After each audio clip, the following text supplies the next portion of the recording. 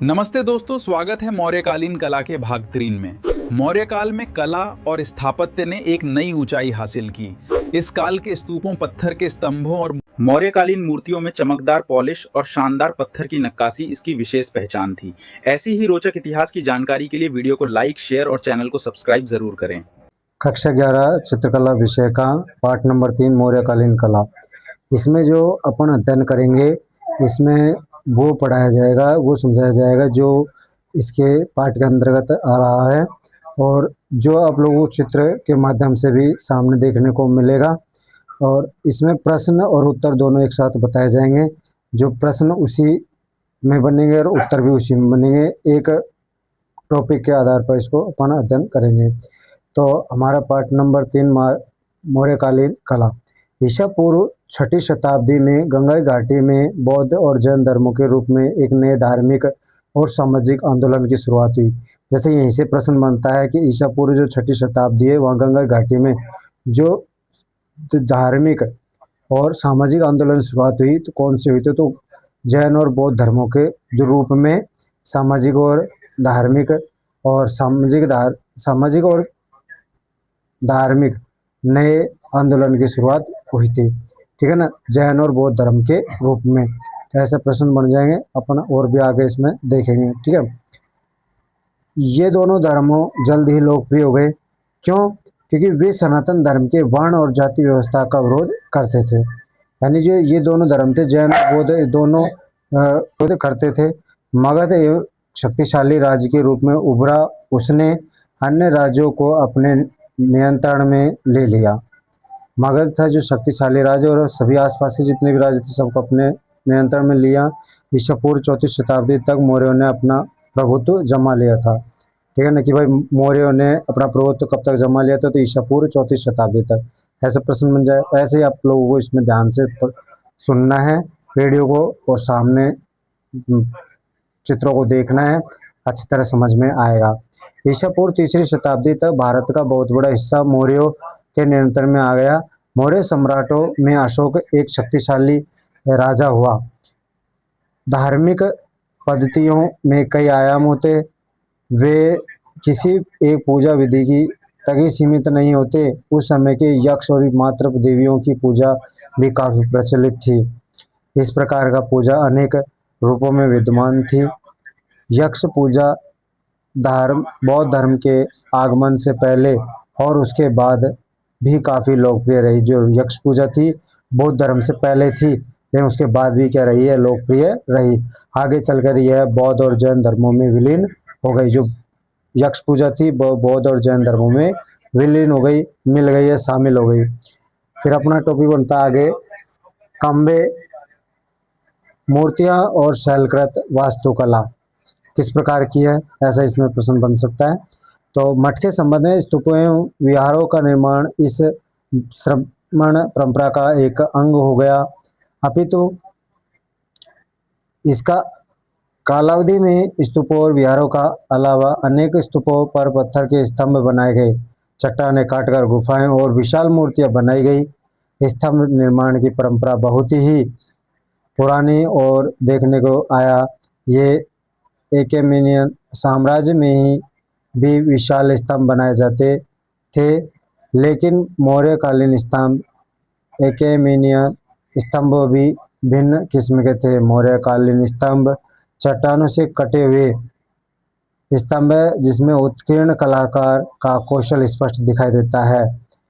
मौर्य काल में प्रस्तर स्तंभ, प्रस्तर का स्तंभ मतलब होता है पत्थर के जो खंभे हैं, उन्हें प्रस्तर स्तंभ कहा गया है। संपूर्ण मौर्य साम्राज्य में कई स्थानों पर स्थापित किए गए और उन पर शिलालेख उत्कीर्ण किए गए, यानी उन पर लेख लिखा जाने लगा। ऐसे स्तंभों की चोटी पर जो स्तंभ थे, उनकी ऊपरली चोटी पर सांड, शेर, हाथी जैसे जानवरों की आकृतियां उकेरी गई। सभी शेष आकृतियां अष्टपुष्ट है और उन्हें एक वर्गाकार या गोल वेदिका पर खड़ा हुआ उकेरा गया है। यानी जो वेदिका होती है, गोलाकार जो पहिए जैसा रूप होता है, उनके ऊपर इन सभी आकृतियों को बनाया गया था। गोलाकार वेदियों में सुंदर कमल फूलों से सजाया गया शेष आकृतियों वाले प्रस्तर स्तंभों में से कुछ स्तंभ आज भी सुरक्षित हैं। बिहार में बसराहा, बखीरा, लोरिया, नंदनगढ़, रामपुरवा, उत्तर प्रदेश में सनकीसा व सारनाथ में देखे जा सकते हैं। यानी ये जो सभी स्तंभ हैं जो वहाँ पे मुख्य रूप से बताए गए हैं उनका यहाँ पे नाम सामने आया है। 4 प्रमुख स्तंभ रहे थे। सारनाथ में पाया गया मौर्यकालीन स्तंभ जो सिंह शीर्ष के नाम से भी प्रसिद्ध है, मौर्यकालीन मूर्ति परंपरा का सर्वोत्कृष्ट उदाहरण है। ये क्या जो सारनाथ का है ये मूर्ति परंपरा का सर्वोत्कृष्ट उदाहरण माना गया है। यह आज हमारा राष्ट्र प्रतीक भी है। यह बड़ी सावधानी से उकेरा गया। इसकी गोलाकार वेदी पर दहाड़ते हुए 4 शेरों की बड़ी बड़ी प्रतिमा स्थापित है और उस वेदी के निचले भाग में घोड़ा, सांड, हिरण आदि को गतिमान मुद्रा में उकेरा गया है, जिसमें मूर्तिकार के उत्कृष्ट कौशल की साफ झलक दिखाई देती है। यह स्तंभ शीर्ष धम्म चक्र प्रवर्तन का मानक प्रतीक है। बुद्ध के जीवन की एक महान ऐतिहासिक घटना का द्योतक है, प्रतीक है। यानी जो स्तूप है उसके जो नीचे जो गोलाकार जो चक्र दिखाया गया है उसे धम्म चक्र प्रवर्तन का प्रतीक माना गया है। ईसा पूर्व तीसरी शताब्दी में यक्ष, यक्षिणियों और पशुओं की विशाल मूर्तियां बनाई गई थी। पटना, विदिशा, मथुरा जैसे स्थलों पर यक्षों और यक्षिणियों की बड़ी बड़ी मूर्तियां भी पाई गई हैं। ये विशाल प्रतिमाएं अधिकतर खड़ी स्थिति में दिखाई गई है। इन सभी प्रतिमाओं में एक गतिमान हाथी की प्रतिमा उकेरी गई है। इसका गुफा का भीतरी कक्ष आयताकार और उसके पीछे एक गोलाकार कक्ष है। प्रवेश द्वार पर बड़े कक्ष की एक तरफ दीवार पर यह गुफा मौर्य सम्राट अशोक द्वारा आजीवित पंथ संप्रदाय के लिए संरक्षित की गई है। यानी जो बौद्ध थे उनके लिए इस गुफा का निर्माण अशोक सम्राट द्वारा किया गया था। लोमस ऋषि की गुफा इस काल का एक अलग उदाहरण है, मगर परिवर्तित काल में पूर्वी और पश्चिमी भारत में अनेक बौद्ध गुफाएं खोदी गई हैं। मतलब कि इस गुफा के अलावा और भी अन्य गुफाएं का निर्माण किया गया है। बौद्ध और जैन धर्मों में लोकप्रियता के कारण स्तूपों एवं विहारों का निर्माण बड़े पैमाने पर हुआ है। इन गुफाओं में सनातन धर्म, हिंदू धर्म के देवी देवताओं की प्रतिमाएं भी बनी रही हैं। यह जानने जरूरी होगा कि स्तूप अधिकतर बुद्ध के स्मृति चिन्हों पर ही बनाए जाते थे। यानी जो महात्मा बुद्ध थे जो उनके जीवन से संबंधित या उनके स्मृति जो चिन्ह थे, जहाँ पर बुद्ध के द्वारा किए गए कार्य जहाँ पर वो स्थान थे, उन स्थानों पर ही उनको याद रखने योग्य हों, इसलिए वहाँ पर क्या बनाए गए हैं, स्तूप बनाए गए हैं बुद्ध के स्मृति चिन्हों को ध्यान रखते हुए।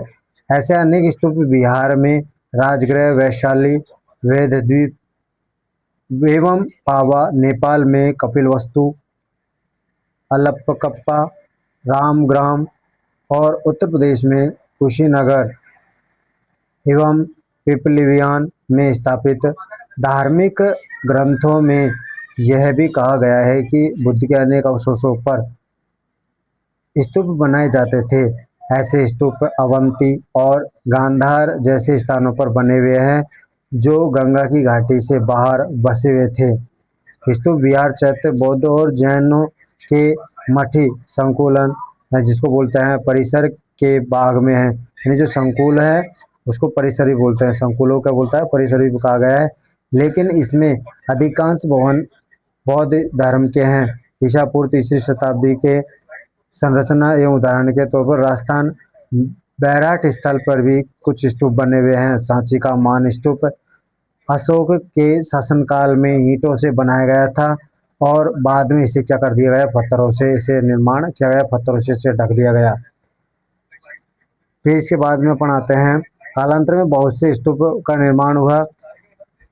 अलबत्ता महाराष्ट्र में पीपल खोड़ा गुफा में कलाकार कान्हा और कोंडा ने गुफा में उसके शिष्य बालक का नाम अवश्य उल्लेखित किए हैं। यानी जो कलाकार है उन्होंने अपने शिष्यों, खुद के साथ साथ अपने शिष्यों का भी नाम उन गुफाओं में अंकित किया है। कुछ अभिलेखों शिलालेखों में शिल्पकारों की श्रेणियों जैसे प्रस्तर उत्कीर्णन, स्वर्णकार, पत्थर पीसने चमकाने वाले बढ़ैया आदि का भी उल्लेख है। यानी उसमें जो काम करने वाले हैं उन सभी का नाम भी जानने को तो देखा जा सकता है। व्यापारी जन अपने दान का अभिलेख भी लिखवाते थे। अपने समय में अपने मूल्य स्थान पर भी उल्लेख करवाते थे। यानी जो स्तूपों का, जो गुफाओं का जो निर्माण हुआ है उसमें दान देने वाले और उसमें सेवा करने वालों का नाम भी इन गुफाओं पर, स्तूप पर देखा जा सकता है। जैसे आप लोगों के सामने लोमस ऋषि की गुफा और धौली स्थल पर जो हाथी का जो चित्रण किया हुआ है वो आप लोगों के सामने तस्वीर में देख सकते हैं। इसके बाद में हम आते हैं सिंह शीर्ष स्तंभ, जो वाराणसी के सारनाथ में है। सामने आप लोग इसकी तस्वीर देख सकते हो, चित्र में आप लोग इसको अच्छी तरह देख सकते हो। इसके अनुसार आप समझ में भी आप लोगों को आएगा। वाराणसी के निकट सारनाथ में लगभग 100 वर्ष पहले खोजे गए सिंह शीर्ष स्तंभ को आम तौर पर सारनाथ का सिंह शीर्ष स्तंभ भी कहा जाता है। यह मौर्यकालीन मूर्तिकला का सर्वोत्कृष्ट उदाहरण है।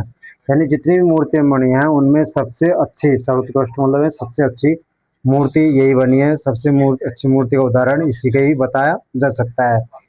भगवान बुद्ध द्वारा धम्मचक्र प्रवर्तन यानी प्रथम उपदेश देने की ऐतिहासिक घटना की स्मृति में सम्राट अशोक द्वारा बनाया गया था। यानी जो इस अशोक स्तंभ बनाया था, सिंह शीर्ष स्तंभ बनाया था, उसे महात्मा बुद्ध के जो प्रथम उपदेश दिया था उसके उपलक्ष्य में से बनाया गया था उस स्थान पर। इस सिंह शीर्ष स्तंभ को हम मूल भाग है इसके, जो 5 भागों में हम इसको बांट सकते हैं। यानी इसको 5 भागों में इसका अध्ययन कर सकते हैं।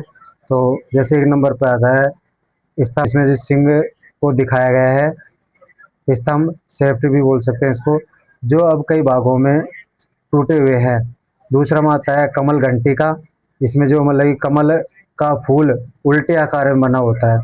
नंबर 3 पर आता है उस समय बना हुआ एक ढोल, जिसमें 4 पशुओं को दक्षिणाव्रत यानी दक्षिण दिशा की ओर मुंह करके हुए गति के साथ दिखाया गया है।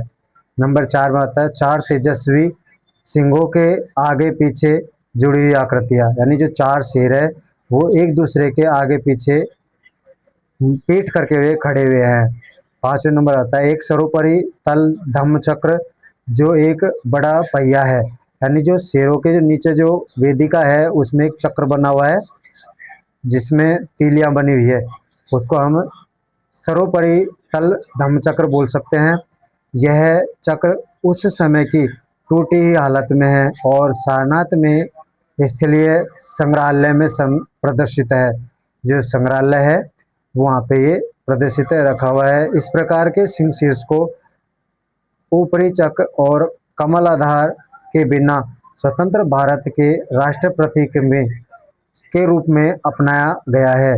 सारनाथ में पुरातत्व संग्रहालय से संरक्षित और सुरक्षित रखे गए इस सिंह शीर्ष पर बनी हुई एक वेदिका पर 4 सिंह एक दूसरे के पीठ करके खड़े हुए हैं। शेरों की ये चारों आकृतियां अत्यंत प्रभावशाली है व ठोस है।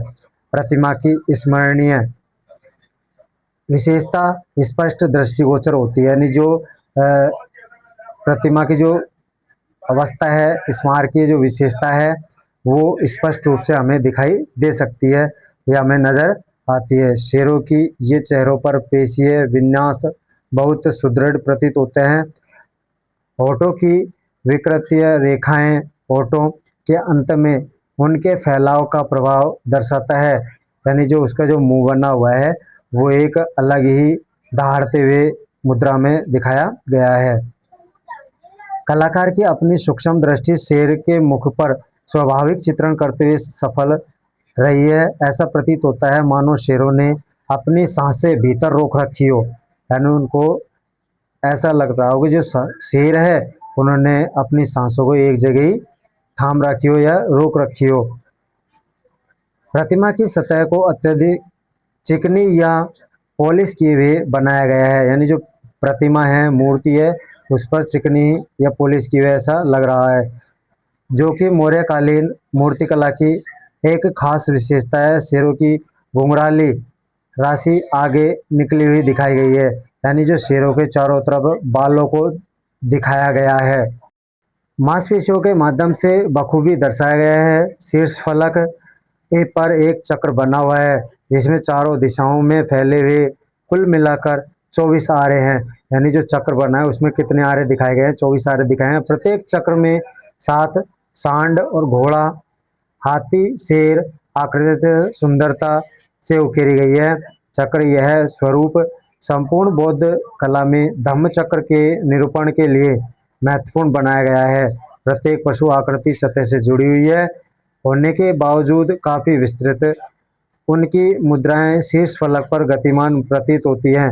प्रत्येक चक्र में बीच में सीमित स्थान पर होने के बावजूद भी पशु आकृतियां ऐसा प्रतीत होती है कलाकार सीमित स्थान पर ही दर्शाने का पर्याप्त क्षमता रखता है, यानी जो कम जगह में भी कलाकार ने या जो मूर्तिकार है उसने चारों शेरों को प्रदर्शित किया है या बनाया है। कमल पुष्प की प्रत्येक पंखुड़ियों में सघनता को ध्यान में रखते हुए बनाया गया है। जो कमल घंटिका है वहाँ पे कमल की पंखुड़ियों को सघनता से दर्शाया गया है। निचले हिस्से में चक्र के तलों में सुंदरता को उकेरा गया है। एक साथ स्तंभ की आकृति होने के कारण यह समझा गया है कि इसे चारों ओर से देखा जाए, तो इसलिए दृष्टि बिंदुओं की ओर निश्चित सीमाएं देखी। अब हम इसके बाद में यक्षिणी जो दीदारगंज से प्राप्त हुई है, यक्षिणी की मूर्ति, उसके बारे में जानेंगे। आप लोगों को जो अशोक स्तंभ था उसके बारे में समझ में आ गया होगा। तो इसके बाद में यक्षिणी जो मूर्ति है उसके बारे में देखते हैं। हाथ में चामर पकड़े, जो चामर है उसे चौरी भी कहा गया है। पकड़े हुए खड़ी यक्षिणी की जो आदमकद मूर्ति आधुनिक पटना के दीदारगंज में मिलती है, यह मौर्य काल की मूर्ति कला की परंपरा का एक अच्छा उदाहरण है। मूर्ति पटना संग्रहालय में रखी हुई है। जो मूर्ति है कहाँ पे है? पटना संग्रहालय में है। यह लंबी मूर्ति बलुआ पत्थर की बनी है। इसका अंग विन्यास संतुलित एवं समानुपातिक है। इसकी सतह पॉलिश हुई चिकनी है। दक्षिणी की दाहिने हाथ में चौरी पकड़े दिखाया गया है, दूसरा हाथ टूटा हुआ है। यह प्रतिमा रूप माध्यम से प्रयोग में गोल गठीली काया के प्रति मौर्य काल में बना हुआ है। इसका जो संवेदनशीलता स्पष्ट रूप से दृष्टिगोचर होती है। चेहरा एवं कपोल गोल गोल है। मसल दिखाए गए हैं, लेकिन गर्दन अपेक्षाकृत छोटी है। यह यक्षिणी गले में हार पहने हुए जो पेट तक लटका हुआ है। पेट पर पहनी हुई चुस्त पोशाक का कारण पेट कुछ आगे निकला हुआ प्रतीत होता है। अधो वस्त्र को बड़ी सावधानी से बनाया गया है। टांगों पर पोशाक का हर मोड़ बाहर निकला हुआ प्रतीत होता है। कुछ पारदर्शी प्रभाव उत्पन्न होता है। पोशाक की मध्यवर्ती या पट्टी ऊपर से नीचे की ओर उसकी टांगों तक गिरी हुई रही है या गिर रही है। वह पैरों में मोटे वजन वाले आभूषण पहने हुए है, यानी जो इसके जो नीचे का जो वस्त्र पहन रखा है जो लहरदार या ऊपर से नीचे की ओर जाता हुआ दिखाया गया है, और जिसने पैरों में जो मोटे मजबूत आभूषण पहने हुए है। ठीक है, यह अपनी टांगों पर मजबूती से कड़ी है। धड़ का भाग भारीपन उसके भारी वो जो इसका जो शरीर है उसको कैसा दिखाया गया है? भारी दिखाया गया है। दृष्टिगोचर होता है। सिर के पीछे केश राशि एक गांठ के रूप में बंधी हुई है। जो इसके जो बाल हैं उनको जूड़े के रूप में पीछे को बांधे हुए दिखाए गए हैं। पीठ खुली हुई है। पीछे का वस्त्र दोनों टांगों तक लटका हुआ है, यानी जो पीछे का जो वस्त्र है वो दोनों टांगों तक ढका हुआ दिखाया गया है। दाहिना हाथ पकड़ी हुई चोरी को प्रतिमा के पीछे पीठ पर फटी हुई रेखाओं के रूप में दर्शाया गया है।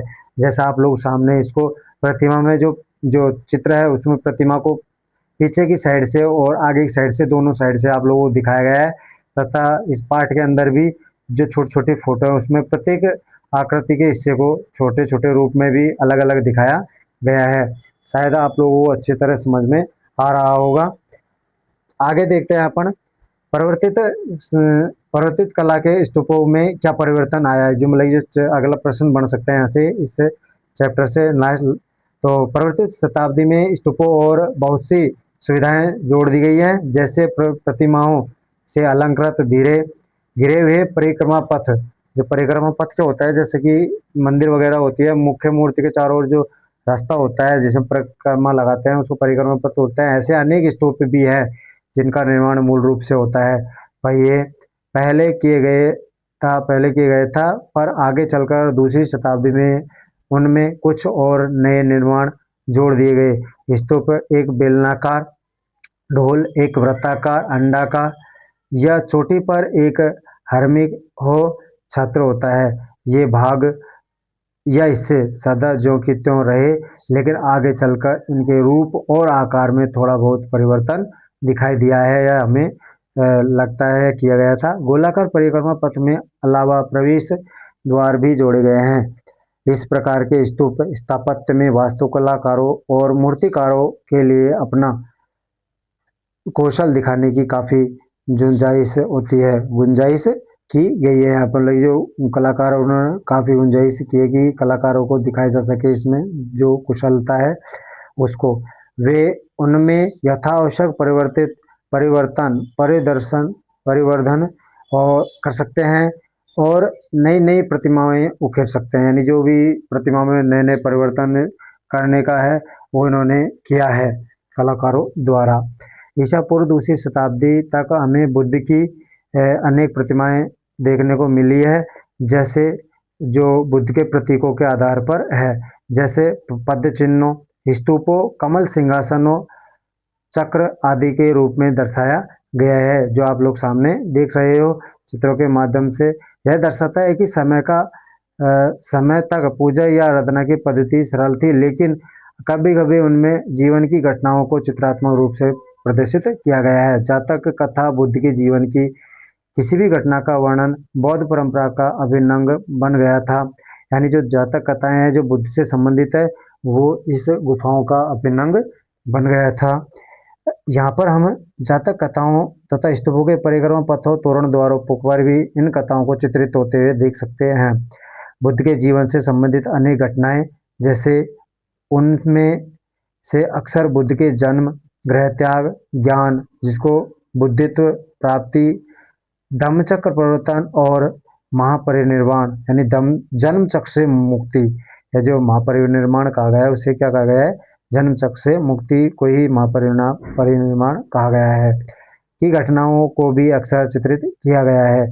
जातक कथाओं का अक्सर अनेक स्थानों पर बार बार चित्रण हुआ है। जो जातक कथाएं बुद्ध से संबंधित जो कथाएं हैं उन्हें अनेक स्थानों पर ही चित्रित किया गया है, यानी बार बार चित्रित किया गया है। जातक कथाएं मुख्य रूप से कौन कौन सी होती है, तो जैसे जातक कथा मुख्य रूप से छदंत जातक, विदुर पंडित जातक, रूरू जातक, शिवी जातक, वेशांतर जातक और सम जातक, ये सभी क्या है, जातक कथा है जो भगवान बुद्ध से संबंधित है। तो यहाँ पे हमारा लेसन नंबर 3 जो पार्ट है वो मौर्यकालीन कला वो समाप्त होता है। आपको हमारी ये वीडियो कैसी लगी? अच्छी लगी हो तो लाइक, कमेंट और शेयर करें और अपने दोस्तों तक जरूर पहुंचाएं। धन्यवाद।